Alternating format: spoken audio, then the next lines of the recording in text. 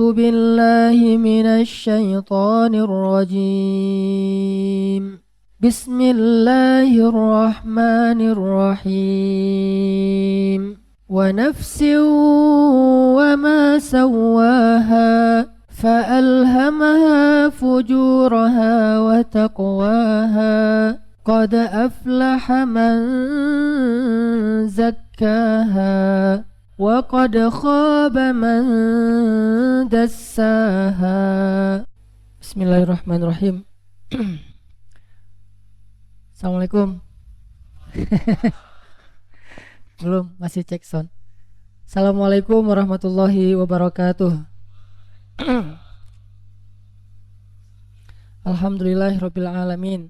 Alhamdulillah alladzi anzala kitabahu wa arsala rasulahu wa nasara dinahu wa ja'alana min ibadihi wa minal muslimin. Alhamdulillahilladzi hadana lihada wa ma kunna linahtadiya laula an hadanallah. Asyhadu an la ilaha illallah wa asyhadu anna Muhammadan abduhu wa rasuluh. Allahumma salli wa sallim wa barik ala sayyidina Muhammadin wa ala alihi wa sahbihi ajma'in. Teman-teman yang dirahmati Allah Subhanahu wa taala, pada kesempatan ini kita pertama bersyukur kepada Allah yang telah memberikan kita nikmat yang luar biasa. Dan memang ini bukan hanya bahasa prolog dalam suatu khutbah, tetapi harus menjadi tabiat kita, harus menjadi karakter kita, bahwa memang kita yakin dan sadari Allah Subhanahu wa taala terlalu baik untuk kita dan banyak memberikan kenikmatan kepada kita. Sehingga ketika kita bertemu seperti ini, bukan hanya seorang ustadz atau penceramah yang mengatakan marilah kita bersyukur kepada Allah, tetapi kita juga menjadikan itu sebagai bahan pembicaraan kita. Jadi setiap hari kita kalau ketemu kita ngomong Allah baik sekali, Allah maha besar, Allah luar biasa, tahadus bin ni'mah. Sebagaimana kita setiap kali ketemu ngomongin tentang kebaikan seseorang kepada kita yang mungkin sangat berjasa, maka seharusnya Allah lebih pantas dan lebih berhak untuk dibicarakan kebaikan-kebaikannya. Teman-teman yang dirahmati Allah, malam ini kita bahas tentang tazkiyatun nufus. Kita membahas tentang tazkiyatun nufus. Tazkiyah itu artinya membersihkan, nufus adalah jiwa, jamak dari nafs. Sama kayak kita menyebut istilah hawan nafs. Hawa itu keinginan, nafs jiwa, keinginan di dalam jiwa kita. Walaupun kemudian diterjemahkan hawa nafsu itu identik dengan hal yang negatif. Tazkiyatun nufus, kalau kita membahas tentang ini, sebetulnya kita membahas tentang inti dari agama Islam. Mungkin yang ngikutin atau yang nge-follow Instagram saya, tadi saya nge-posting, tadi atau kapan? Tadi ya? Berapa orang yang ngomong gitu? Berarti banyak yang belum follow. Di Instagram saya nge-posting satu nasihat dari ulama. Teman-teman yang belum ngelihat postingannya bisa mencatat, saya akan coba ulangi. Ada satu nasihat dari ulama yang luar biasa. Kata ulama gini, kaifa yastaqimudz dhil wal 'udu mi'waj. Bagaimana bayangan itu akan lurus sedangkan pohonnya bengkok. Ini nasihat dari para ulama. Kaifa yastaqimudz dhil wal 'udu mi'waj. Bagaimana bayangan itu akan lurus sedangkan pohonnya bengkok. Lalu para ulama menjelaskan maksud dari kata-kata bijak ini bahwa yang disebut dengan pohon atau batang kayu itu adalah iman, hati, batin, nafs, jiwa. Sedangkan bayangan adalah zahir kita, perbuatan kita, akhlak kita, amal-amal kita, ibadah kita, itu adalah bayangannya. Jadi seolah-olah para ulama mengatakan, bagaimana mungkin amal seseorang itu akan lurus kalau niatnya nggak ikhlas? Gimana caranya? Itu sama halnya dengan tidak mungkin bayangan itu lurus sedangkan batang kayunya bengkok, nggak mungkin. Itu sebuah perumpamaan, tamsil atau bahasa kita analogi yang paling dalam dari para ulama. Kaifa yastaqimudz dzil? Gimana caranya bayangan itu akan lurus sedangkan kayu yang menjadi sumber bayangan itu bengkok. Gimana amalan seseorang itu akan istiqomah, akan lurus, akan baik kalau hatinya tidak ikhlas, bengkok hatinya. Sebagaimana doa supaya tidak bengkok hati gimana? Rabbana la tuzigh qulubana. Ya Rabbana, janganlah engkau condongkan hati kami kepada kesesatan, keduniaan, hawa nafsu dan seterusnya. La tuzigh qulubana ba'da idh hadaitana. Supaya lurus kita berdoa, ya muqallibal qulub sabbit qalbi, ya sarrifal qulub sarrif qalbi ila ta'ati. Atau bisa juga ulama mengatakan bagaimana hidup seseorang itu akan baik, akan bahagia, sedangkan hatinya dalam keadaan galau. Gak bisa. Kalau hati kita dalam keadaan sedih, maka kita berada di kondisi apapun, kita berada di tempat manapun, tetap aja sedih. Karena bahagia dan sedih itu berawal dari hati, bukan apa yang ada di sekeliling kita. Begitu juga ketika ulama juga bisa mengatakan kaifa yastaqimudz dzil wal 'udu ma'waj atau mi'waj, gimana caranya bayangan itu akan lurus sedangkan kayunya bengkok, juga bisa berarti bagaimana seseorang itu bisa beramal atau berakhlak mulia sedangkan hatinya mendengki. Susah, mustahil orang bisa akhlaknya mulia kalau di dalam hatinya ada dengki. Susah. Orangnya pendengki banget tapi akhlaknya sangat mulia. Itu dua hal yang tidak ketemu. Seperti tidak ketemunya kayu yang bengkok dengan bayangan yang lurus, gak mungkin. Sehingga kalau kita pengen memperbaiki hidup kita, kalau kita pengen memperbaiki amal zahir kita, kalau kita ingin memperbaiki akhlak kita, perbaiki dulu hati kita, perbaiki dulu jiwa kita, perbaiki dulu batin kita. Sehingga kesimpulannya di situ ada the moral of story yang saya tulis di bawahnya, catatannya, jangan meluruskan bayang-bayang. Gak akan mungkin lurus, jangan meluruskan bayang-bayang. Banyak orang yang sibuk untuk mendapatkan kebahagiaan, dia sibuk dengan bayang-bayang.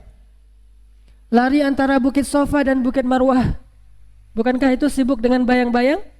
Ketika Siti Hajar naik ke atas Bukit Sofa mencari air untuk bayinya Ismail, lalu di atas Bukit Sofa Siti Hajar melihat Fata Morgana, melihat bayang-bayang, melihat seolah-olah ada genangan air di seberang sana, sehingga dia lari ke arah sana sampai naik lagi ke Bukit Marwah. Sampai di Bukit Marwah melihat lagi ternyata ada genangan air, dia datangin ternyata tidak ada. Ketika orang ingin bahagia, banyak yang berusaha meluruskan bayang-bayang. Banyak yang berusaha untuk mencari fasilitas hidup, melengkapi fasilitas hidup. Ternyata kebahagiaan bukan berasal dari situ. Walaupun itu bisa menjadi salah satu faktornya, tetapi bukan berasal dari sana. Kebahagiaan berasal dari hati seseorang. Saya pernah baca sebuah artikel, kalau ini mungkin artikel buat motivasi bagi seorang ayah atau seorang ibu. Coba saya bacain artikelnya, mudah-mudahan ini bisa jadi renungan buat teman-teman yang sudah menjadi ayah dan ibu. Maaf ya. Bagi yang belum, bisa jadi bahan nih. Ya, udah kehapus Nanti saya minta lagi sama istri saya. Istri ya, istri. Kurang lebih artikelnya tentang gini. Ketika seorang ayah ditanya, kenapa sih ayah itu sibuk banget cari uang siang dan malam bekerja, pergi pagi pulang malam, sampai tidak ada waktu ketemu dengan anak-anaknya? Biasanya jawabannya demi anak. Kenapa ibu sibuk sekali dengan karirnya, sibuk sekali dengan mungkin home bisnisnya, dia bisnis di rumahnya dan segala macam dengan jualan online? Kata dia, demi anak-anak.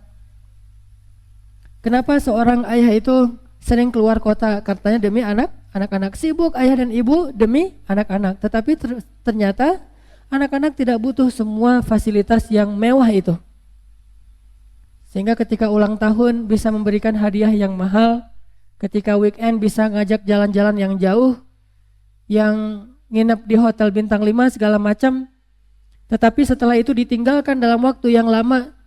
Lalu ketika dibikin survei, anak-anak itu tidak butuh kemewahan sebanyak itu. Mereka hanya butuh ditemani. Mereka hanya butuh figur seorang ayah yang bisa menjadi contoh laki-laki yang ideal untuk mereka tiru kalau mereka anak laki-laki. Mereka hanya butuh rasa aman dan nyaman dari ayahnya kalau anak perempuan, sehingga tidak mencari kenyamanan dari laki-laki yang lain. Begitu juga sosok ibu. Intinya di sini adalah banyak orang ketika ingin membahagiakan dirinya dan keluarganya sibuk dengan meluruskan bayang-bayang. Itu maksud dari kata ulama. Kaifa yastaqimuz zil wal 'udu mi'waj. Sehingga dari sini teman-teman sekalian, kita menyimpulkan bahwa dalam Islam itu amal terbagi kepada dua. Baik itu disebut dengan ibadah, disebut dengan muamalah, apapun lah. Yang jelas amal itu terbagi kepada dua. Pertama disebut dengan amal batin, dan yang kedua disebut dengan amal zahir. Kalau kita membaca sejarah kehidupan Nabi Muhammad itu, maka sejarah tentang Nabi Muhammad itu juga terbagi dua. Amal batinnya Nabi Muhammad itu disebut dengan sarirah, dan amal zahirnya Nabi Muhammad itu disebut dengan sirah. Pernah dengar sarirah? Belum pernah? Selama ini kita banyak belajar tentang Nabi Muhammad sirahnya saja, zahirnya. Nabi Muhammad secara zahir memakai apa, seperti apa penampilan fisiknya, tapi kita lupa dengan sarirahnya. Kita mempelajari sirah Nabi Muhammad tentang zahir ibadah Nabi Muhammad, tapi lupa dengan batinnya. Hanya sibuk dengan fisik saja. Ini menunjukkan bahwa kita belum utuh dalam memahami sunnah Nabi SAW. Kalau ada orang yang mengaku mengikuti sunnah Nabi dan dia paling baik dalam memahami sunnah Nabi, tapi jarang tersenyum, tapi dia hatinya tidak lapang dada kepada orang lain, berarti dia baru mengikuti sunnah Nabi secara sirah dan belum mengikuti sunnah Nabi secara sarirah. Berarti dia baru mengamalkan amal-amal zahir dari amal-amal Islam, tetapi dia masih mengabaikan amal batin. Padahal zahir ini sangat tergantung kepada batin. Innamal a'malu binniyat. Innamal a'malu binniyat. Tergantung di sini nih. Wa innama likulli imri'in bukan ma'amila tapi ma'nawa. Seseorang itu diberi pahala bukan sesuai dengan apa yang dia kerjakan, tetapi sesuai dengan apa yang dia niatkan. Coba lihat pentingnya tazkiyatun nufus, amal batin ini dalam Islam. Innamal a'mal, semua amal-amal itu innamal a'malu binniyat, sesuai dengan apa yang ada di dalam hatinya yang disebut dengan istilah niat. Dan niat ini amal batin bukan amal zahir. Kalau amal zahir namanya akad. Saya terima nikahnya, itu zahir. Kalau batin, aduh, saya cinta banget sama dia. Itu batin. Ada orang yang saya terima nikahnya secara zahir tapi tidak beramal secara batin. Enggak cinta. Nikahnya terpak Siti Nurbaya. Itu zahir. Dia akad tuh secara zahir, tetapi dia tidak punya perasaan secara batin. Atau secara zahir dia bilang, kamu itu adalah bulan. Ngegombal nih. Secara zahir, dalam hati maksudnya sih banyak merengkel-merengkel gitu, gak terlalu mulus. Kan? Innamal a'malu binniyat. Walaupun kata-katanya kayak terasa indah, tetapi dia seperti mencela kalau niatnya adalah mencela. Dan jangan menyimpulkan Islam dari satu khutbah ya, dari satu ceramah. Kayak misalnya saya ceramah kayak gini seolah-olah, oh tuh kata Ustadz Hanan semuanya tergantung niat. Ya udah kita niat aja deh, nggak usah beramal. Jangan, karena Islam itu tidak sempurna kalau hanya disimpulkan dari satu ceramah atau satu macam hadis. Dapat satu hadis, udah yang lain seolah-olah nggak penting. Hadis ini aja diamalkan. Nggak bisa menyimpulkan satu hukum dengan satu hadis atau dengan satu ceramah. Kita baru membahas satu bagian penting dalam Islam, yaitu amal batin. Bukan berarti zahir tidak penting. Bukan berarti zahir itu diabaikan. Harus ada balance-nya, wasatiyah, dan harus komprehensif, syumuliyah. Cuman setelah kita membahas secara komprehensif, kita harus tahu juga mana yang paling menjadi pokok dan bahkan dia kayak fondasinya keislaman seseorang, ternyata batin.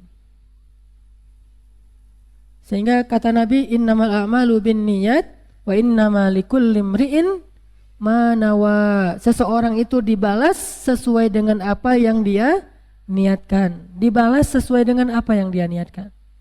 Dan Allah alimun bidzatis sudur. Allah itu maha tahu isi hati. La yanzuru ila aswarikum wala ila a'malikum wala ila amwalikum walakin yanzuru ila qulubikum. Allah tidak melihat kepada penampilan kalian. Allah tidak melihat kepada perbuatan kalian. Allah tidak melihat kepada kekayaan kalian. Allah melihat kepada hati kalian. Ada dua orang sholat. Yang satu penampilannya rock and roll, rambutnya gondrong, jaket kulit, sholat pakai kacamata hitam gitu. Terus celananya nggak sobek sih, jeans gitu ya, jeans ketat. Terus banyak rantai-rantai gitu di tubuhnya. Yang satu lagi sholatnya pakai jubah, pakai sorban, dililit di kepalanya, rapi banget, gaya-gaya ala-ala Dubai gitu. Siapa yang paling baik di sisi Allah? Allah lihat ke dalam hatinya. Kalau dua-duanya baik, baru Allah melihat zahirnya. Kalau dua-duanya baik, maka Allah Subhanahu wa ta'ala akan melihat keistiqomahannya. Jadi yang dilihat batin dulu, baru zahir. Bukan berarti zahir nggak penting. Kalau zahirnya seimbang, kalau batinnya seimbang, baru zahirnya yang diadu. Misalnya, yang satu jenggotan, yang satu tidak berjenggot. Mana yang lebih baik? Mana? Belum tentu, jangan jawab itu dulu. Lihat batinnya dulu. Kalau batinnya sama, baru lihat zahirnya. Pastinya yang berjenggot lebih utama daripada yang tidak berjenggot. Kecuali dia udah berusaha pakai wadoyok segala macam nggak tumbuh. Nah, ini kan udah ikhtiar nih. Maaf ya. Jadi lihatnya batin dulu, baru nanti zahir. Bukan zahir dulu, baru batin, enggak. Batin dulu.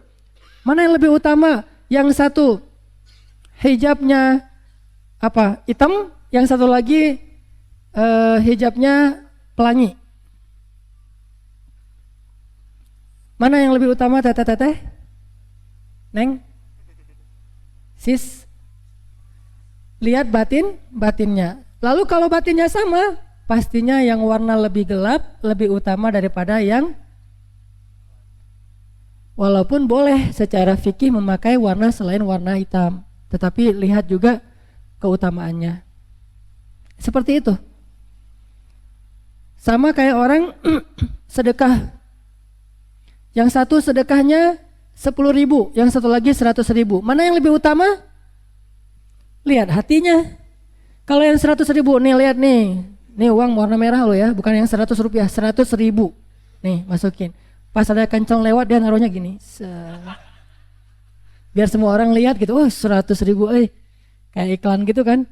Yang ngeluarin itu terus 100, mas ini 100.000 dimasukin, ternyata uang dia jatuh dari kantong misalnya. 100.000 ditunjukin ke orang, 100.000. Yang satu lagi karena 10.000 tutup gitu. Lama lagi tuh nggak masuk-masuk, ketahan sama yang 100.000. Udah aja, lewat kan celengnya. Siapa lebih utama? Allah alimun bidzatis sudur. Kalau sama-sama ikhlas, pastinya yang 100.000 lebih utama daripada yang 10.000. Kalau sama-sama ikhlas. Tapi kalau nggak ikhlas, maka yang 10.000 Yang ikhlas lebih utama daripada yang 100.000 tapi ria. Itu maksudnya, bukan hanya batin doang, enggak. Zahir juga ngaruh kalau batinnya seimbang. Tapi kalau batinnya menang ini, walaupun zahirnya dia kalah, dia menang. Karena zahir itu tergantung batin. Dia kalah secara zahir, tapi dia menang secara batin, menang dia tuh. Di sisi Allah lebih mulia. Kalau dia menang secara zahir, kalah secara batin, dia kalah di mata Allah Subhanahu wa taala. Kalau seimbang secara batin, baru nanti adu yang zahir. Zahir sama-sama 100.000. Lihat aja, paling istiqomah yang mana? Pas pulang gitu. Tadi DKM ngumumin ya, mau nyumbang cancelan Jumat kali ini mau disumbang ke Suriah. Sayang banget saya cuma bawa 100.000 ya gitu. Memang ada duit yang lebih gede dari 100.000. Maksudnya cuma bawa selembar. Iya, tadi saya juga mau ngasih sebetulnya lebih banyak, cuman adanya cuma 200.000 sih. Nah, misalnya. Atau yang satu bilang, aduh saya nyumbangnya dikit banget, cuma gak nyebut berapa. Aduh, alhamdulillah ya saya bisa nyumbang 100.000 hari ini. Padahal sama-sama 100.000, yang satu ngerasa sedikit, yang satu lagi ngerasa itu udah keren gitu. Akhirnya ria. Sama-sama 100.000, sama-sama ikhlas, tapi akhirnya tidak istiqomah dalam keikhlasan. Suatu saat cerita, sama kayak orang tahajud. Dua-duanya udah tahajud selama 1 tahun, gak pernah tinggal setiap malam. Dan 1 malam 1 juz. Sama-sama hafiz nih. Setiap malam 1 juz. Selama 1 tahun, 11 rakaat setiap malam. Gak pernah kurang, jam 2 malam udah bangun dua-duanya. Hebat nih 2 orang nih. Batinnya ikhlas dua-duanya. Gimana nilainya? Lihat nanti siapa yang duluan. Lihat. Tahajud itu gak susah sih sebetulnya. Saya mah pokoknya asal jam 2 tuh pasti kebangun, udah gak perlu pakai lagi alarm-alarm segala. Udah ya lumayan lah, udah setahun kurang lebih. Udah, baru nanti ketahuan siapa yang menang di situ tuh. Jadi gak bisa kita menilai sekaligus. Ada prosesnya. Pertama batin, kemudian zahir, kemudian istiqomah sampai husnul khatimah. Lihat khatimahnya. Bisa jadi sekarang dia ria, besoknya dia astagfirullahaladzim, udah habis nih amal saya, tahajud lagi deh. Udah gitu husnul khatimah. Yang satu lagi nggak pernah ria, ikhlas banget. Rianya pas mau meninggal. Waduh, itu paling rugi tuh. Rianya pas mau meninggal, pas dikumpulin semua keluarganya, dia mau wasiat, anak-anakku, ayah nggak meninggalkan banyak harta untuk kalian, tetapi ayah memberikan kepada kalian satu nasihat saja, jangan pernah tinggal sholat tahajud. Ayah meninggal nih, bentar lagi mungkin ayah mau meninggal nih, 70 tahun 60 tahun ayah dari sejak usia 10 tahun gak pernah tinggal tahajud sampai sekarang. Tahu gak kalian? Wah, habis 60 tahun, nol. Kan? Khatimah, mau husnul khatimah atau su'ul khatimah. Sehingga kita tetap aja sebagai manusia gak bisa menjudge seseorang sebelum dia meninggal. Bahkan udah meninggal pun kita gak tahu. Allahu a'lam, Allah yang tahu. Mungkin dia bertaubat, kita aja yang gak tahu. Mungkin dia istighfar, kita aja yang gak dengar. Allah yang tahu. Ini lebih kepada diri kita masing-masing. Intinya apa? Bahwa batin itu sangat menentukan dalam kehidupan kita. Sehingga selain kita belajar ibadah zahir, jangan lupa bahwa ibadah batin itu sangat penting. Kadang-kadang ada orang yang kadang-kadang ada juga tuh cerita sahabat yang terkenal masuk surganya gara-gara ibadah batin kan? Cerita yang siapa? Sahabat Nabi yang dari orang Ansor, yang Nabi bilang ketika lagi duduk-duduk bersama dengan sahabat yang lain, Nabi bilang, tunggu ya, bentar lagi datang ahli surga. Kata Nabi, sahabat diam aja nungguin. Lewat seorang laki-laki Ansor. Kata sahabat, itu ya Rasul. Kata Nabi, wah gak terkenal, bukan sahabat senior, tapi kok dia disebut ahli surga, dijamin masuk surga oleh Rasulullah SAW. Dan Nabi itu wama yantiqu anil hawa, tidak bicara dengan keinginan beliau. In huwa illa wahyun yuha, wahyu dari Allah.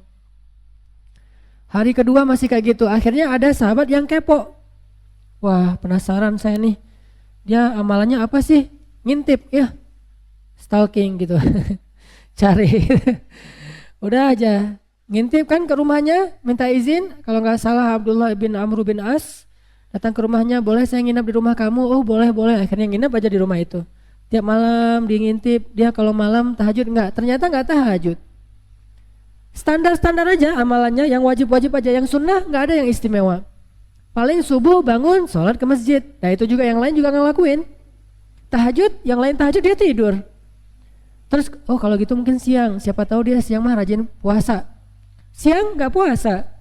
Oh mungkin dia rajin sedekah, jarang sedekah. Oh mungkin dia tilawahnya banyak, standar 1 hari 1 juz biasa lah. Yang lain juga bisa lebih dari itu. Diperhatikan selama 3 hari, tidak ada amalan yang sangat istimewa dari laki-laki ini secara zahir. Zahirnya nggak ada yang istimewa, biasa-biasa aja. Tapi juga nggak ahli maksiat.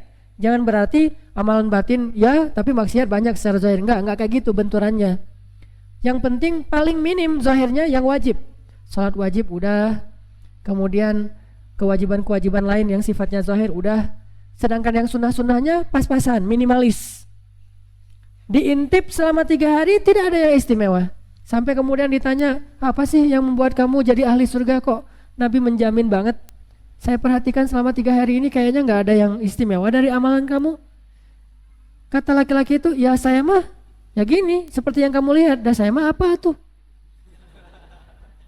Dah saya mah kayak gini, seperti yang kamu lihat, nggak ada yang lain. Oh, ya udah. Izin aja nih Abdullah, saya pulang ya. Ya udah, assalamualaikum, waalaikumsalam. Baru jalan beberapa langkah, dipanggil lagi. Bro, sini dulu. Apaan? Kayaknya saya ingat nih sesuatu nih. Apaan? Saya itu, ini mungkin mudah-mudahan ya bisa jadi pelajaran buat kamu, kata dia.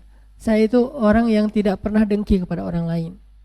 Kalau ada orang yang dapat nikmat, saya yang paling bersyukur. Alhamdulillah tetangga beli mobil. Alhamdulillah teman saya udah nikah dengan pacar saya. Nah, harus gitu tuh. Kasih kartu undangan. Pas baca nama yang di atas, oh kamu mau nikah ya? Dengan siapa? Itu yang di bawah. Alhamdulillah. Sambil cari pisau, alhamdulillah. Bunuh diri. Itu kan sakit banget ya. Gak kebayang itu sakitnya tuh. Kalian gak tahu rasanya? Saya juga gak tahu. Cuma sekali doang kayak gitu. Curhat. Artinya apa? Ini orang gak pernah dengki sama orang lain. Kalau orang lain dapat nikmat, dia yang syukur. Dan kalau orang lain dapat musibah, dia yang bersedih. Aduh kasihan ya. Ya Allah ringankan musibah dia. Kayak gitu orangnya. Kalau orang lain berbuat kesalahan kepada dia, dia lapang dada. Maafin aja tuh. Ya Allah maafin dia, mungkin dia gak sengaja segala macam. Kalau orang lain berbuat baik kepada dia, dia merasa bersalah. Aduh saya belum membalas jasa ke dia, belum membalas dia dengan kebaikan. Akhirnya dia doain yang banyak sampai seolah-olah bisa membayar kebaikan itu. Kan kata Nabi, kalau ada orang berbuat baik kepadamu, balaslah. Kalau kamu tidak sanggup membalas, maka berdoalah untuk dia sampai seolah-olah kamu sudah membalas. Doanya yang banyak tuh. Orang yang lapang dada, oh berarti dia dijamin masuk surga gara-gara punya amalan batin, bukan amalan zahir, kecuali yang wajib-wajib doang. Sampai ada yang kayak gitu. Makanya kita perlu belajar tentang amalan batin, tentang ibadah-ibadah yang sifatnya nufus, ruhiyah, atau yang bersifat sarirah, bukan hanya yang sirah. Yuk kita tilawah satu paragraf pendek dari Al-Quran. Dan ini sangat terkenal ya, surat Asy-Syams. Surat Asy-Syams itu surat 91.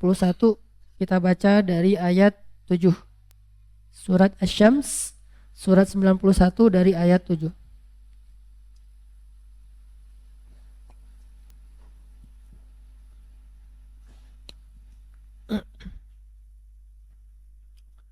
Surat Asy-Syams surat 91 dari ayat 7. A'udzu billahi minasy syaithanir rajim.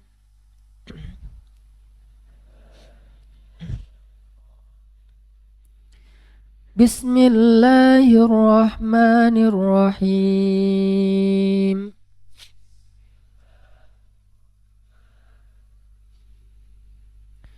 ونفس وما سواها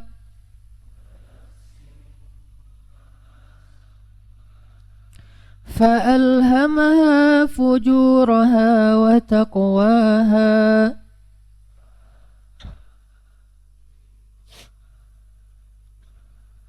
Qad aflaha man zakkaha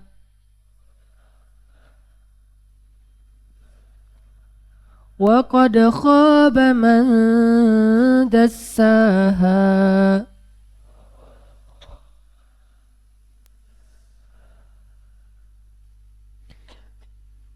Dan demi jiwa serta penyempurnaannya, maka Allah mengilhamkan kepada jiwa itu kedurhakaan dan ketakwaan. Sungguh beruntung orang yang membersihkannya, dan sungguh rugi orang yang mengotorinya. InsyaAllah nanti kita lanjutkan setelah sholat isya. Bismillahirrahmanirrahim. Teman-teman yang dirahmati Allah Subhanahu wa taala, tadi di dalam surat Asy-Syams Allah Subhanahu wa taala berfirman, Qad aflaha man zakkaha wa qad khaba man dassaha. Sungguh beruntung orang yang mensucikan jiwanya, dan sungguh rugi orang yang mengotori jiwanya. Lalu setelah itu Allah menyebutkan kisah kaum Samud. Kadzabat Samudu bitaghwaha idzim ba'asa ashqaha faqala lahum Rasulullah naqatallahi wa suqyaha fakazzabuh fa'aqaruha fadamdama alaihim rabbuhum bidzambihim fasawwaha. Apa maksud dari sungguh rugi orang yang mengotori jiwanya? Kerugian apa yang mereka akan dapatkan? Kerugiannya Allah beri contoh di dalam ayat 11 sampai ayat 14. Seperti itulah kurang lebih kerugian yang akan didapatkan oleh orang yang kotor jiwanya. Dan kemudian kerugian ini juga pernah dialami oleh orang-orang yang kotor jiwanya di zaman Nabi Muhammad SAW. Sehingga kalau kita perhatikan sejarah para nabi, ternyata sebab orang menolak hidayah itu, menolak dakwah itu bukan karena gak paham. Tapi orang menolak dakwah itu karena jiwanya kotor. Dengki salah satunya, dan sombong. Kalau kita perhatikan sejarah Abu Jahal itu kalau dibandingkan dengan Bilal, tingkat keilmuannya seperti langit dan bumi. Bilal itu budak dari Ethiopia atau Habasyah, sedangkan Abu Jahal itu tokoh intelektual orang Quraisy. Walaupun orang-orang Mekah itu banyak yang buta huruf, tetapi Abu Jahal sedikit dari orang yang bisa membaca tulis, bahkan yang paling banyak keilmuannya. Sehingga dia disebut dengan julukan Abu Al-Hakam. Abu Al-Hakam itu guru bangsa, orang yang banyak ilmu. Bahkan Abu Jahal itu yang paling mengerti syair, sama seperti Walid Al-Mughirah, sama seperti Abu Sufyan sebelum Abu Sufyan masuk Islam. Orang yang mengerti syair. Bahkan Abu Jahal itu orang yang paling banyak menghafal nasab orang Arab. Mungkin itu juga salah satu alasan kenapa Allah menurunkan Islam itu di Arab, terutama di Mekah, karena tren cara orang Mekah menyampaikan satu ilmu atau informasi itu lewat riwayat. Riwayat. Kalau diturunkan lagi di Bani Israel, pasti udah nggak ada sisa Islam ini, sama kayak agama Yahudi. Soalnya orang Israel itu tidak menyampaikan berita melalui riwayat, tetapi menyampaikan berita melalui cenah. Cenah itu kalau bahasa Arabnya qila wa qal. Kata Nabi, hati-hati kalian dengan qila wa qal. Kalau bahasa kita, hati-hati kalian dengan cenah. Jak saha cenah. Nah, itu siapa? Nah, itu enggak jelas kan? Itulah Yahudi. Mereka menyampaikan berita tanpa sumber yang jelas. Sedangkan orang Islam menyampaikan berita itu kalau di Arab suka ada kalimat an. Dari si fulan dapatnya dari fulan dari fulan sampai ke Rasulullah SAW. Baik itu Al-Quran ataupun hadis, bahkan cerita-cerita, hikayat. Jadi nggak ada dalam Islam cerita 1001 malam yang sifatnya fiksi, itu nggak ada.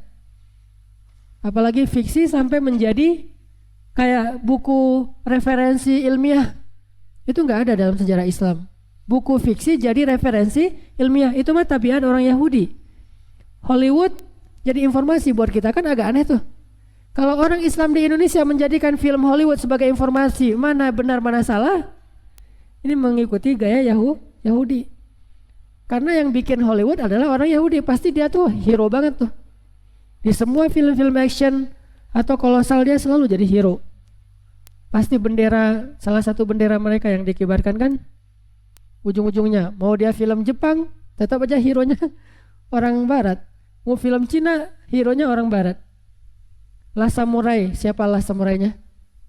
Orang barat ya. Sekarang misalnya tembok Cina tuh, Great Wall, siapa hero-nya? Orang barat kan? Mau film apapun pasti hero-nya dia. Sehingga kita meyakini itu sebagai referensi ilmiah. Oh, barat itu adalah hero, emang mereka hebat, Yahudi itu pintar-pintar. Cek saha Yahudi teh pintar. Nah, balik lagi ya, orang Islam itu pintar-pintar. Buktinya orang Islam di Indonesia tuh sering juara olimpiade sains. Matematika juara olimpiadanya banyak orang Indonesia. Dan segala macam. Musabakoh tilawatil Quran di tingkat dunia sering juaranya orang mana? Orang Indonesia sama orang Mesir. Dua negara ini sering nih. Tahfiz Al-Quran juga kayak gitu. Oke, balik lagi.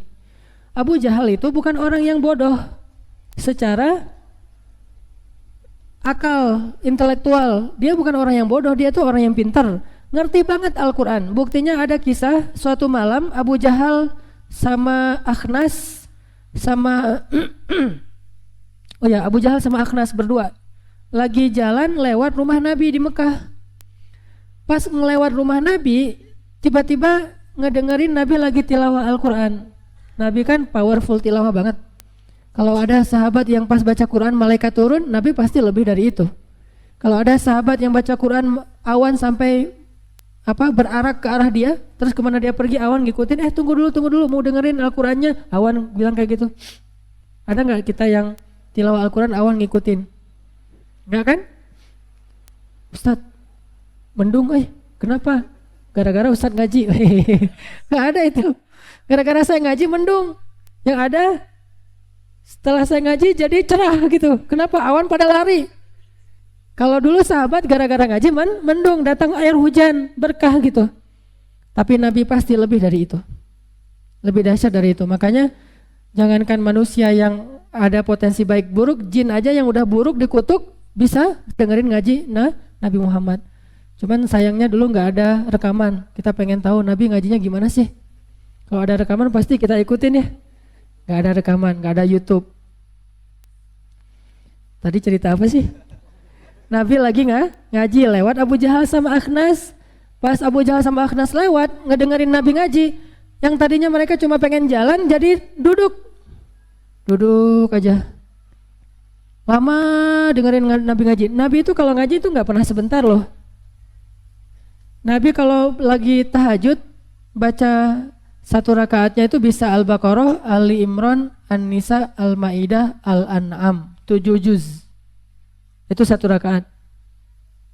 Kalau kita 1 juz, 1 rakaat. Rakaat kedua sampai 11 Al-Ikhlas, Al-Falak, Al-Ikhlas, Al-Falak. Gak pernah gitu juga. Dikasih 11 rakaat 1 juz saja kita banyak yang pingsan kan? Saya kan pernah tuh tahajud ada yang pingsan, digotong, syahid di dalam. Subhanallah ya. Berarti husnuzan kita apa? Dia bisa bertahan sampai tetes darah terakhir. Mungkin kita nggak akan bisa kayak dia. Jangan mentertawakan dia karena kita kalau udah seperti dia mungkin kita akan duduk atau kita akan mundur. Udahlah saya nggak kuat. Dia berarti soleh banget nih. Nggak kuat dipaksain sampai pingsan kan berarti sampai tetes darah terakhir. Walaupun agak lucu sih. Tapi itu luar biasa. Karena saya kalau jadi dia mungkin nggak akan bertahan sampai pingsan. Paling-paling udah nggak kuat lagi, udah aja batal. Kalau nggak duduk, dia sampai jatuh, blak. Pingsan, gotong. Rakaat berikutnya ada yang digotong lagi. Per rakaat 1 orang cedera. Harus cari pemain pengganti. Nah, Abu Jahal tuh dengerin Nabi ngaji panjang. Nabi kalau ngaji nggak pernah sebentar, juz, 2 juz, 3 juz. Abu Jahal dengerin aja sampai menitikkan air mata. Coba, ini fitrah nih. Ini fitrahnya manusia. Kalau kita nggak sampai bisa menitikkan air mata dengerin yang ngaji, ada dua kemungkinan. Kemungkinan pertama fitrah kita emang udah rusak. Kemungkinan kedua emang ngajinya nggak enak. Emang ngajinya nggak enak. Kalau Nabi kan ngajinya enak. Jadi kalau Nabi ngaji nggak netesin air mata, pasti nggak benar nih fitrahnya. Kalau ada imam yang soleh banget, bacaannya bagus, nggak netes air mata, fitrah kita udah rusak nih. Tapi kalau ada orang ngaji yang nggak enak netes air mata, bisa jadi dia kasihan. Duh kasihan ya ngajinya salah melulu gitu. Tapi ngaji bagus luar biasa sampai orang ini meneteskan air mata Abu Jahal. Udah gitu meneteskan air mata malu sama Akhnas. Akhnas lihat, nangis ya gitu. Nggak gitu-gitu juga sih sejarahnya. Yang jelas meneteskan air mata. Udah selesai nangis, mereka pulang di tengah jalan. Akhnas nanya sama Abu Jahal, ya Aba Al-Hakam, ma yubkik, kenapa kamu nangis? Siapa yang nangis? Enggak, tadi kalau bahasa kita mah kelilipan atau apa gitu. Cari-cari alasan Abu Jahal teh. Nggak mau ngaku kalau dia tadi nangis. Udah nggak usah dibahas, pulang aja.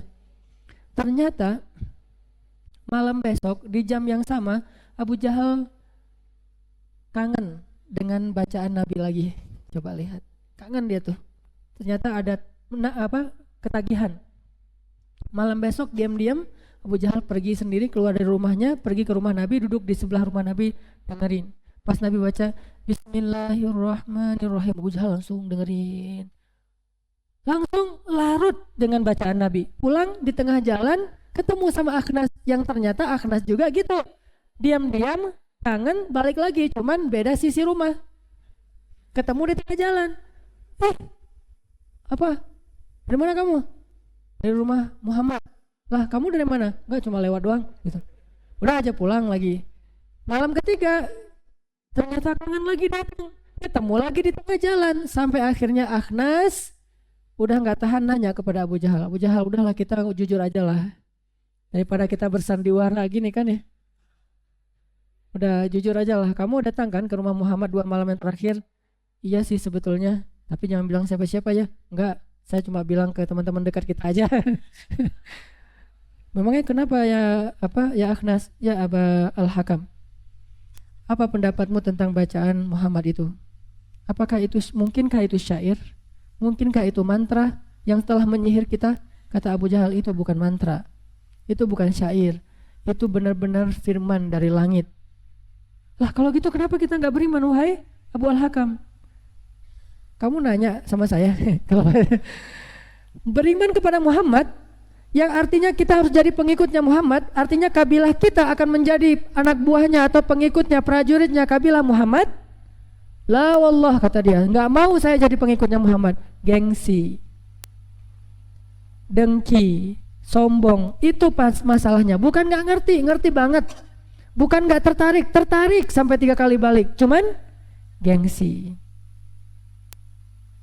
Istakbaro, sama kayak iblis gak mau tunduk kepada Adam. Aba wastakbaro, enggannya karena istikbar, karena dia gengsi, sombong. Itulah hati. Sehingga kalau kita perhatikan jumlah kaum muslimin, bahkan ini umat Nabi, para nabi itu rata-rata mirip.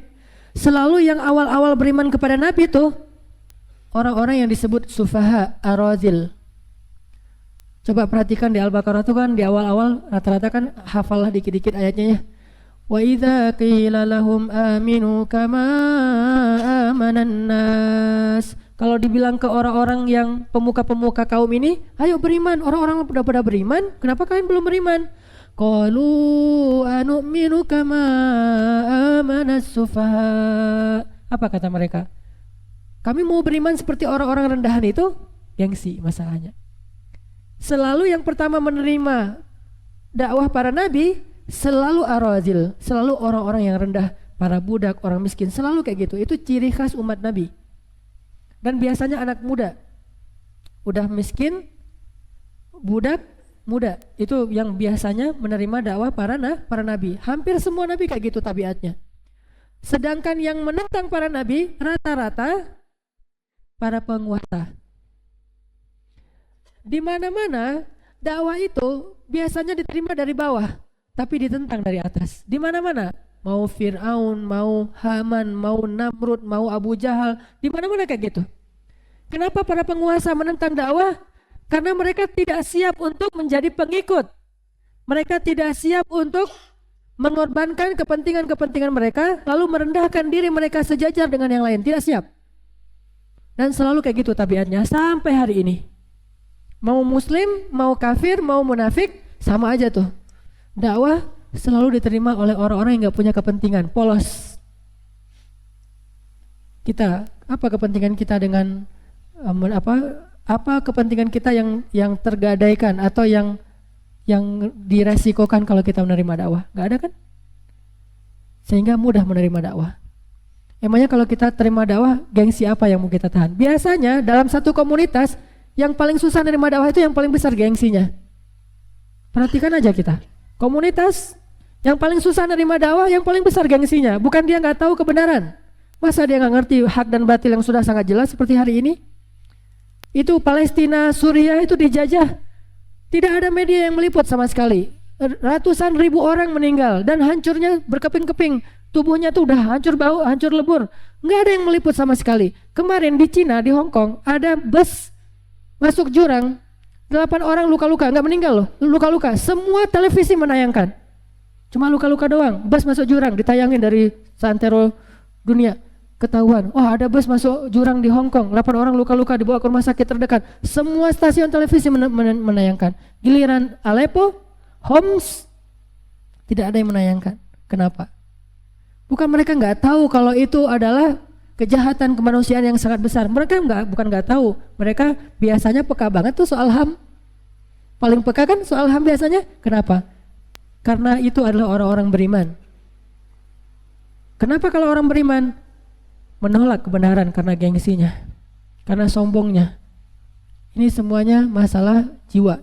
Sehingga kita berlindung kepada Allah dari jiwa yang sombong. Karena jiwa yang sombong itu nggak ada untungnya. Wa qad khaba man dassaha. Jiwa itu kalau udah kotor nggak ada untungnya.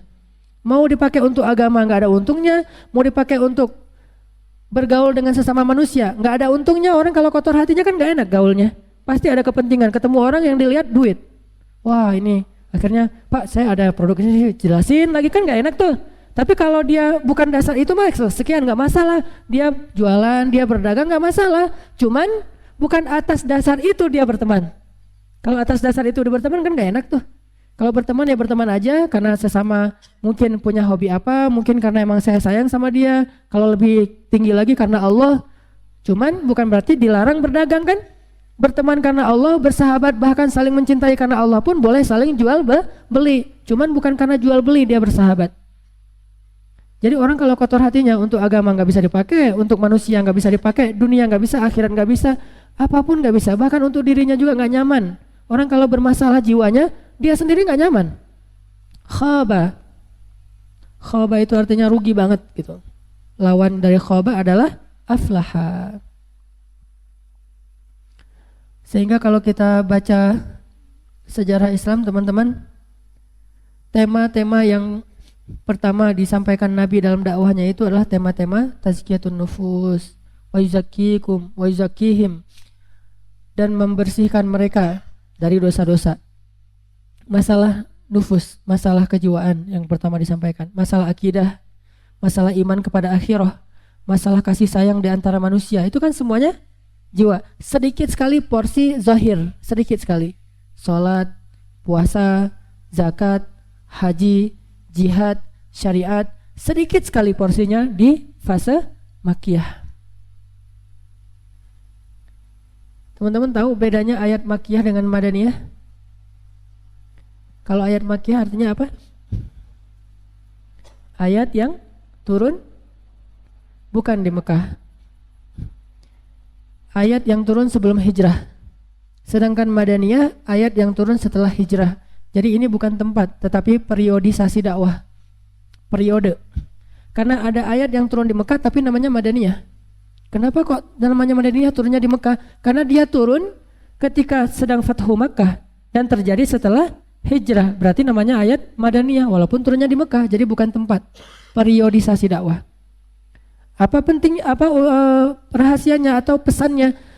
Dakwah di periode Makkah itu atau disebut Makkiyah, tema-tema dakwahnya itu masih nufus, akidah, kemudian akhlak, masalah masalah iman, masalah tawakal, masalah cinta, masalah lapang dada, masalah gitu-gitu, sabar.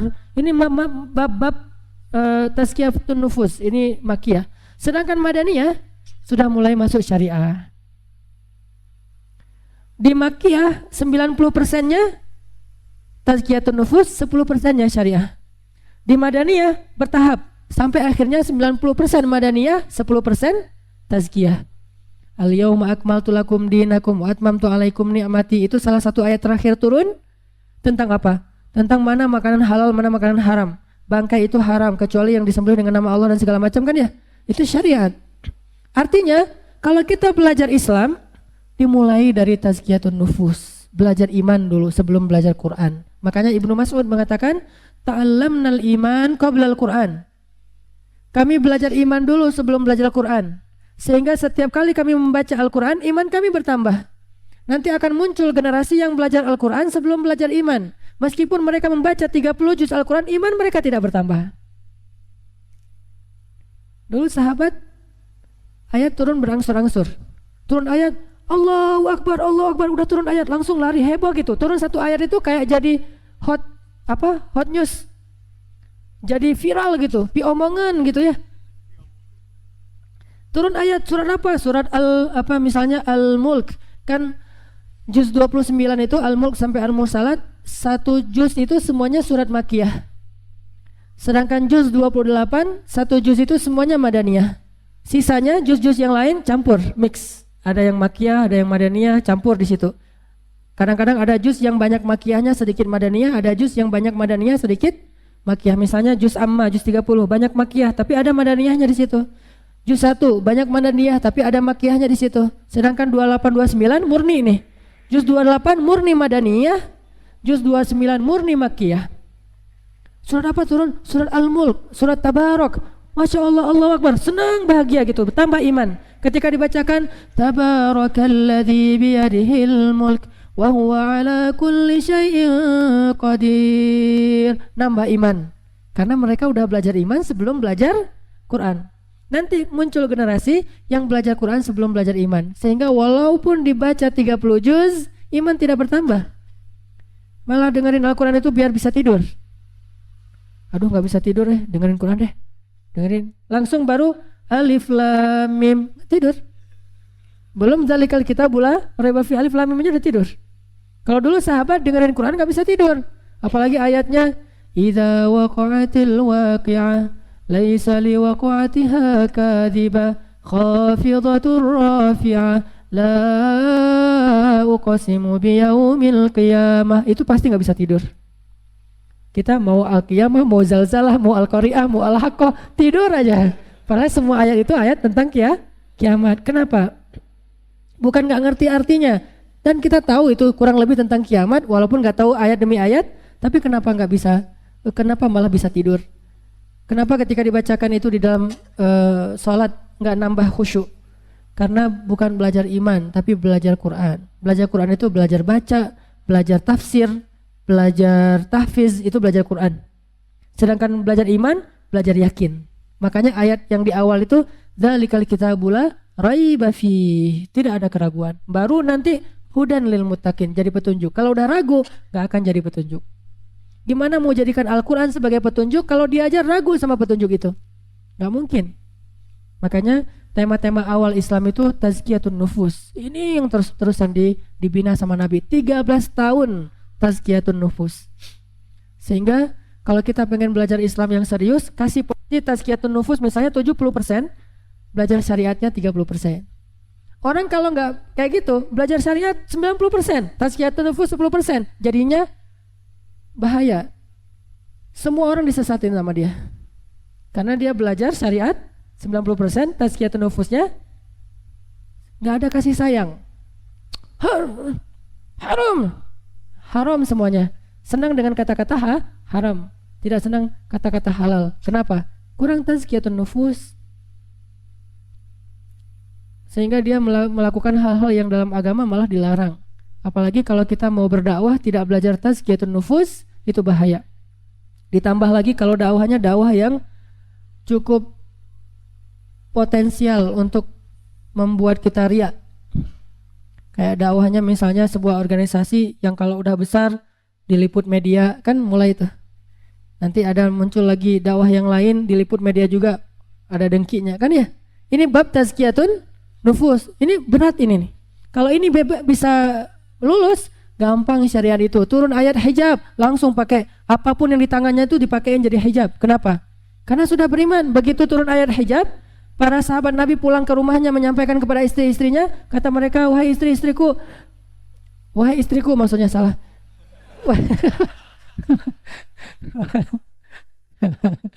Wahai istriku, sudah turun ayat hijab. Dibacakan surat An-Nur tentang wajibnya berhijab. Langsung di tangannya ada apa? Jemuran. Langsung dia pakai dengan kain jemuran menutup aurat. Kalau sekarang, oh gitu ya, maaf ya saya belum siap. Bukan rambutnya yang belum siap, tapi hatinya. Sehingga teman-teman yang belum berhijab, jangan dipaksa hijab dulu, tapi ajak ngaji dulu. Ngajarin tentang iman dulu, Allah itu maha baik segala macam. Pas dia udah berasa dikit, jangan tunggu sempurna juga, udah berasa dikit tentang kebesaran Allah, nanti baru pelan-pelan dimasukin. Bukankah hijab itu adalah ukuran rasa malu? Dan malu itu adalah tazkiyatun nufus. Makin besar rasa malunya, makin sempurna hijabnya. Jadi hijab itu bukan tren, hijab itu bukan fikih, bukan hukum, tapi ukuran rasa malu. Dan rasa malu itu adalah gambaran dari kehormatan seseorang. Perempuan itu mahkotanya rasa malu. Laki-laki itu mahkotanya adalah keimanan, keberanian. Sedangkan perempuan mahkotanya rasa malu. Kalau dibalik, laki-laki malu-malu, perempuannya berani. Salah pakai mahkota. Yang ini jadi king, yang ini jadi queen. Kita duduknya begini, queen. Dia duduknya begini, king gitu ya. Salah itu mah ya. Laki-laki berani, perempuan malu. Sehingga laki-laki yang datang ke belakang sana, jangan tunggu dia yang nge-mention dulu. Nge-mention Ustadz misalnya, Ustadz CV saya mau dikasih tapi nggak ke siapa ya Ustadz, nge-mention aja di komen biar semuanya baca. Itu kenapa terjadi? Pasti ada masalah di antara laki-laki, tidak ada yang berani. Mention aja Ustadz, saya sudah siap, saya buka di sini siapa yang mau. Diobral gitu ya. Laki-laki itu berani. Jadi perempuan mahkotanya adalah rasa malu dan dia menutup auratnya sesuai dengan tingkat rasa malunya. Makin besar rasa malunya, makin sempurna hijabnya. Kalau udah sempurna, model, jangan menjudge orang lain karena model. Kalau ada yang modelnya, oh ini gaya Turki, oh kamu kurang malu. Enggak, Turki mah juga menutup aurat dengan syar'i. Oh ini gaya misalnya Indonesia yang segitiga gitu kan, Indonesia mah segitiga kan ya. Kayak kalau laki-laki pakai peci, kalau perempuan segitiga, bukan pakai donat ya.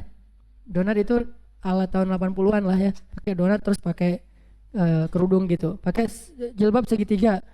Terus ada gaya misalnya Dubai yang diatasin gini-gini.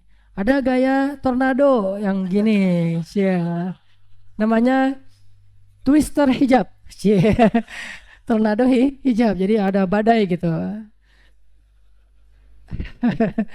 Tapi itu mah cuma gaya ya, dan saya sama sekali tidak ngomongin style. Saya hanya ngomongin batasan aurat. Style mah bebas. Ada yang senang A, B, C, sekian macam style, malah makin stylish, makin trendy. Arti trendy itu diikutin oleh orang-orang yang tadinya masih setengah hati mau berhijab. Nggak apa-apa. Cuman harus tahu bahwa hakikat dari hijab itu bukanlah tren, bukanlah hukum, bukanlah syariat, bukan kewajiban saja. Hakikatnya rasa malu. Sehingga dia menutupnya dengan rasa malu. Rasa malu itu adalah tazkiyatun nufus. Sampai ada perempuan yang berhijabnya sempurna, begitu ditiup angin, oh udah aja gitu. Ada perempuan yang hijabnya juga sempurna, begitu ditiup angin langsung panik, astagfirullahaladzim, astagfirullahaladzim. Tingkat rasa malunya beda.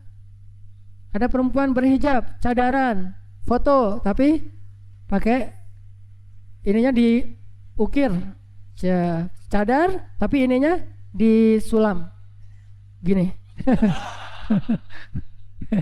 Matanya pakai eyeshadow gitu. Kalau perlu pakai bulu mata palsu. Jadi dengan lihat matanya aja udah fitnah tuh. Masya Allah, pasti ini cantik banget. Pas dibuka tereng. Ini berarti pakai hijabnya sekedar tren doang kan ya, bukan rasa malu. Ada yang pakainya nggak pakai cadar, biasa aja, tapi dia fotonya nggak gini, selfie-nya gini, cekrek, kelihatan dari belakang. Allahu alam ya, nggak gitu-gitu amat juga sih, ini cuma bercanda aja. Intinya adalah tazkiyatun nufus, berawal dari hati kita. Makanya nanti insya Allah kita coba bahas ini juga, dan cerita-cerita dari para tabi'in atau para tokoh-tokoh Islam akan jadi contoh. Jadi sekarang lebih nambah PR saya nambah jadi 2 nih, bahas kisah juga, bahas tazkiyatun nufus juga. Tazkiyatun nufus sebagai tema, kisah sebagai contoh. Mudah-mudahan ini bisa menyemangati kita dalam memperbaiki diri dan membangun negeri. Jangan hanya memperbaiki diri, tapi harus punya juga semangat membangun negeri. Karena kalau kita soleh sendiri, maka kita jadi orang egois dalam kesolehan, egois dalam agama. Kita harus juga menjadi solehnya berjamaah. Jangan hanya sholat sendiri, tapi azan biar orang pada datang. Dan muazin itu mendapatkan pahala sebanyak orang yang datang ke tempat dia azan untuk sholat berjamaah. Jadi tadi 2 motivasinya, 1 memperbaiki diri, yang kedua membangun negeri kita. Mudah-mudahan Indonesia ini menjadi salah satu mercusuar peradaban yang membela hak-hak setiap manusia, mau muslim atau non muslim, yang tertindas di muka bumi. Walaupun mayoritasnya yang tertindas itu orang Islam, terutama yang ada di Timur Tengah dan di Rohingya. Siapa lagi yang akan nolong mereka kalau bukan kita sesama muslim? Berharap kepada orang lain, saya tidak terlalu banyak berharap. Saya lebih banyak berharap kepada sesama muslim. Jadi kalau muslim sesama saudara aja nggak mau nolong, gimana kita mau memikirkan orang lain akan nolong? Dan gimana cara kita nolong? Gak hanya cukup dengan menyumbang, tapi kita harus bisa menolongnya juga dengan kapasitas kita sebagai negara, bukan sebagai bangsa saja, tapi sebagai negara. Kalau sebagai bangsa kita udah nolong sekarang, kita ngelakuin acara donasi, penggalangan dana, udah sebagai bangsa Indonesia kita udah banyak menolong, walaupun gak sebesar pertolongan orang-orang lain mungkin, tetapi sebagai negara kita butuh bisa sampai ke sana.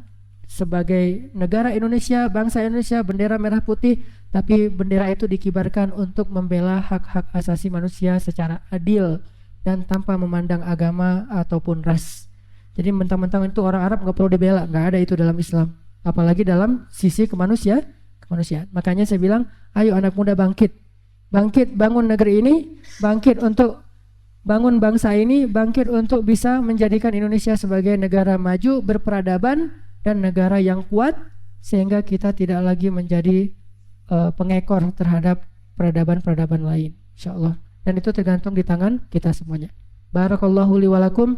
Wassalamualaikum warahmatullahi wabarakatuh. Sejak Rasulullah wafat, berkali-kali Bilal minta izin kepada Abu Bakar untuk ikut jihad dan gak pulang lagi ke Madinah, pengen tinggal di tempat yang lain. Udah gak kuat lagi berada di Masjid Nabawi, karena orang yang dia cintai telah wafat. Tapi nggak diizinkan oleh Abu Bakar, sampai akhirnya setelah sekian lama membujuk Abu Bakar, bisa diizinkan, pergilah Bilal, dan akhirnya Bilal tinggal di Syam. Kalau sekarang Suriah. Di sanalah Bilal menikah. Jadi selama ini dia asik dengan cintanya kepada Rasulullah, sehingga nggak sempat mikirin pernikahan. Baru berangkat ke Syam, sampai di Syam Bilal menikah di sana. Menikah di sana, hidup di sana, sampai setelah beberapa tahun berada di Syam, akhirnya bergantilah pemerintahan dari masa Abu Bakar ke masa Umar bin Khattab. Setelah beberapa tahun di Syam, pada suatu malam Bilal menangis. Malam-malam dia bangun nangis, gerung-gerung gitu kayak anak kecil. Istrinya nanya, ya Bilal ada apa, kamu mimpi buruk? Enggak, justru ini mimpi baik. Mimpi apa? Aku mimpi ketemu dengan Rasulullah SAW. Dan Rasulullah bersabda, siapa yang melihat aku dalam mimpi, berarti dia melihat aku dalam kenyataan. Aku bertemu dengan Rasulullah di dalam mimpi, dan Rasulullah berkata, ya Bilal, kami rindu kepadamu, sudah lama engkau tidak mengunjungi kami ya Bilal.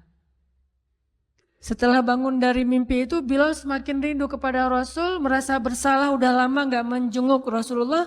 Akhirnya Bilal pun memutuskan untuk, kalau bahasa kita mah umroh, memutuskan untuk ziarah ke makam Rasul. Berangkat Bilal dari Syam umroh ziarah ke makam Rasul. Melihat Bilal masuk lagi ke kota Madinah, penduduk Madinah itu berasa seperti hidup lagi di zaman Rasul. Senang gitu, dan Umar sangat senang dengan kedatangan Bilal. Sehingga selesai Bilal sholat, selesai Bilal ibadah-ibadah sunnahnya, termasuk menjenguk atau berziarah ke makam Rasul dan Abu Bakar.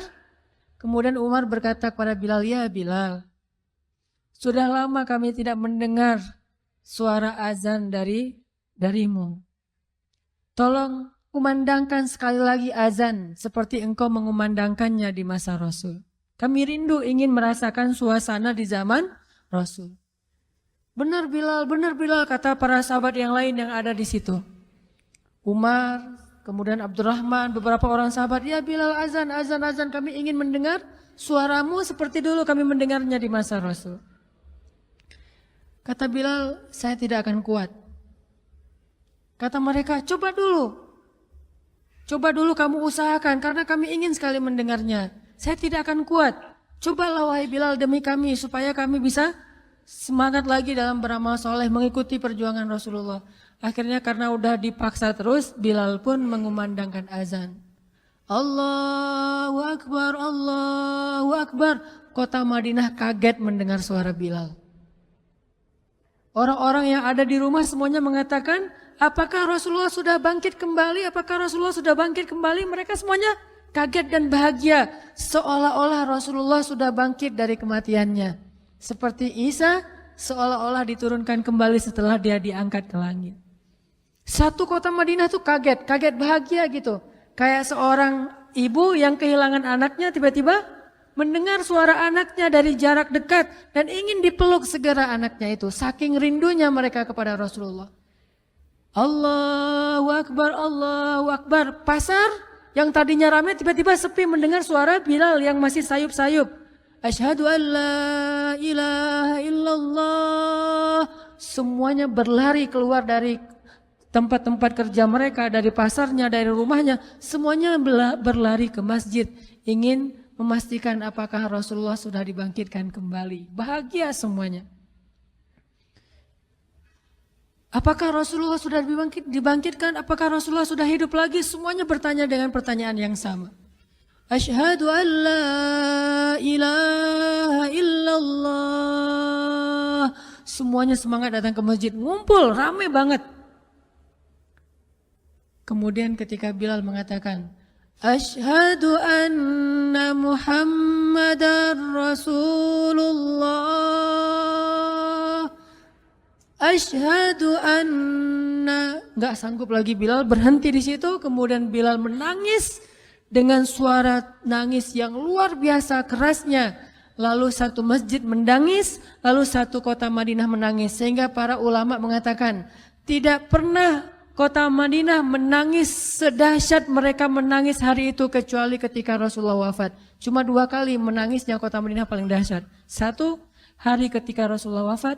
2 hari ketika Bilal kembali mengumandangkan azan dan mengucapkan asyhadu anna Muhammadar Rasulullah. Semuanya menangis. Semuanya merasa kehilangan Rasulullah. Semuanya merasa bahwa mereka ingin kembali di zaman ketika Rasulullah masih hidup.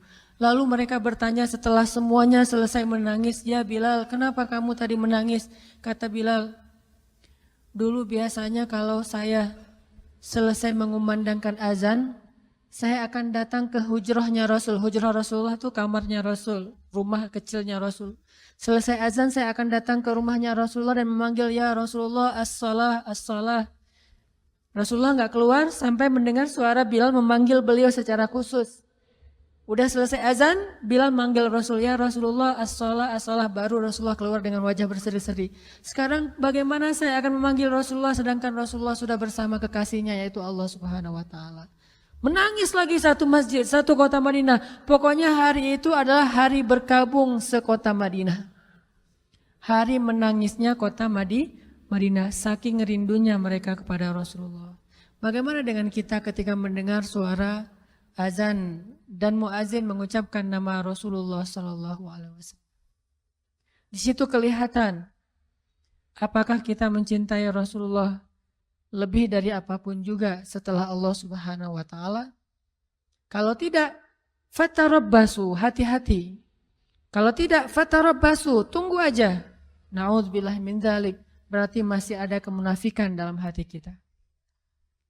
Bagaimana kita, apakah hati kita merasa gemetar, bergetar ketika kita mendengar suara seseorang mengatakan Muhammad sallallahu alaihi wasallam, Rasulullah sallallahu alaihi wasallam? Apakah hati kita bergetar seperti bergetarnya hati seorang kekasih ketika mendengar suara kekasihnya, nama kekasihnya disebutkan?